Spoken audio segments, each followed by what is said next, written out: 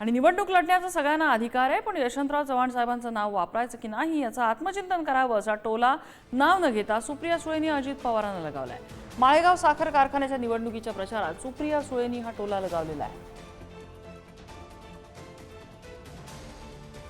नेहमी दुसऱ्याला सत्ता दिली की मी सत्तेत राहीन, पण तूही सत्तेत राहा, आपण दोघं नवीन महाराष्ट्र घडवू।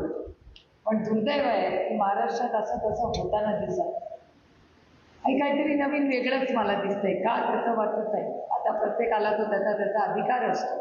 एका सशक्त लोकशाहीमध्ये कोणी कुठलं इलेक्शन लढायचा त्याचा अधिकार, पण अधिकार असताना मग चव्हाण साहेबांचं नाव वापरायचं का नाही याचं आत्मचिंतन केलं। कारण का चव्हाण साहेबांनी कधीच सत्ता केंद्रित ठेवली नाही, तर विकेंद्रीकरण।